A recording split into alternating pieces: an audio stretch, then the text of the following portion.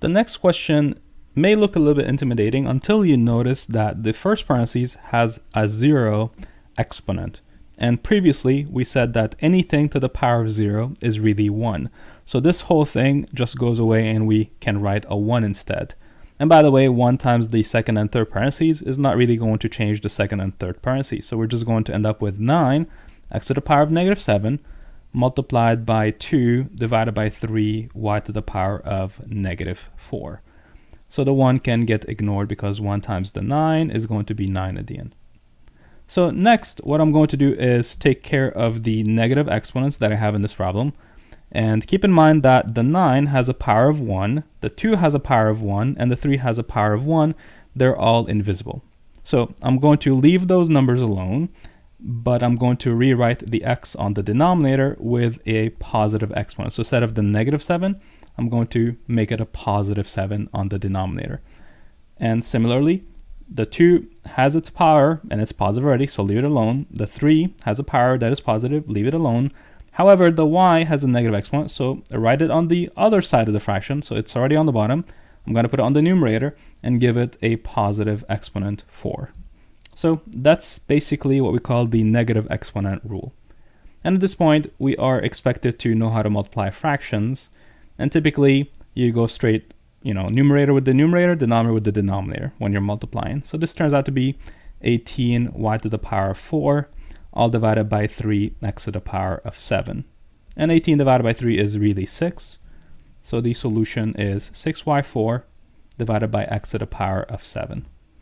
Again, if you don't remember your fractions, don't worry too much about it. We're going to have another section in the review where we discuss how to add fractions and multiply fractions. In this next problem, we have a fraction with a massive numerator and a massive denominator. But the thing to notice here is that a lot of things are repeating. So there are x's on the numerator and the denominator. There are y's on the numerator and the denominator. And finally, there are z's on the numerator and the denominator.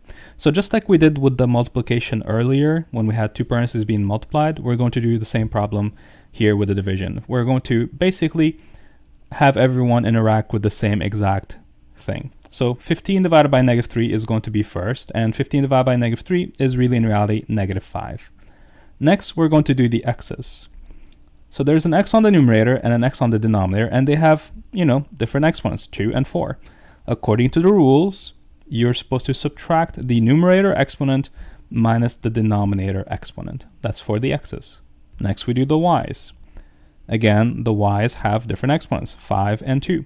And again, we do the numerator exponent minus the denominator exponent. That's what we call the quotient rule. Finally, the z.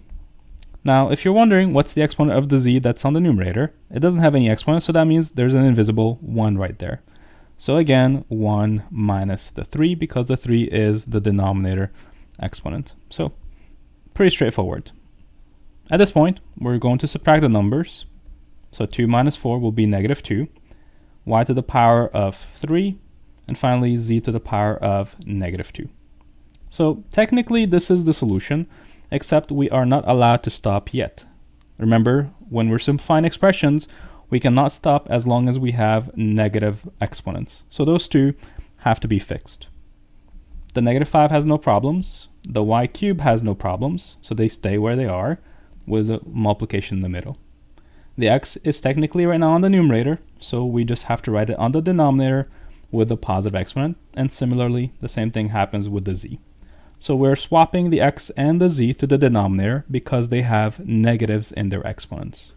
And at this point, there are no repeated bases, there are no exponents to exponents, and there is no negative exponent, so we can stop. The next two questions are very similar, so I'm going to do the first one and I'm going to let you try the second one on your own. So after we look at the number 7 problem, pause the video and see if you can do the next one. I'll give you the answer at the end of this video, but I'm not going to show you all the steps to get to the solution. Now, just a heads up, there's more than one way to do these problems. Obviously, you can mix and match your exponent rules in different ways to produce the same answer. As long as your answer is right, it doesn't matter which rule you used first, which rule you used second, there's usually different combinations that work. So in this case, for instance, I have a 2 on the outside. I can start by giving that 2 to everyone inside the fraction. That's one possibility. Another possibility is to notice that there's an x here and an x in the denominator and use the quotient rule on those x's. Another possibility is to notice that the y has a negative exponent, so write it on the denominator. So there's 3 different ways of starting the problem, but they all lead to the same conclusion at the end. So pick one and go with it. I'm going to pick the very first one, where I give the 2 to all the terms inside the parentheses. So because of that, my work would look something like this. The 2 that was there earlier, and the x that was earlier, the y that was there earlier, and the x cubed all get some extra exponent, which is a 2. Next, I'm going to identify what to do with each of the bases and the powers. So the first one says 2 squared, and that just means 4. So I can just write down 4 and clean it up. Next, I have x to the power of 2, which is really in reality just x squared, and that's it. Next, I have y to the power of negative 2 to the power of 2. So we have a base with exponent and a second exponent. So we multiply the exponents with one another, and that gives us y to the power of negative 4. Finally, same rule applies on the denominator, where we have x cubed to the power of 2. 2 times 3 is going to be 6. Now, can I stop here? The answer no, because I have the same base repeated multiple times, and I also have a negative exponent. So I cannot stop yet. So let's figure out what to do with the negative exponent. That's easy to fix. All I have to do here is leave the 4x squared alone, leave the x to the power of 6 alone, and just take the y, which has a negative exponent, and write it on the denominator with a positive 4 instead. That takes care of the negative exponent. However, I cannot stop yet because I still have x squared and x to the power of 6 on the denominator. The bases are being repeated. So let me go to my scratch paper real quick. So if I go to my scratch paper real quick and figure out what to do with the x squared divided by x to the power of 6. There's a couple of different ways of looking at this. One way to look at it is to just consider x squared to be x times x, and x to the power of 6 to be x written down 6 times in a row. If I cancel 2 x's on the numerator and the denominator, what am I going to be left with? I'm going to be left with 4 x's on the denominator.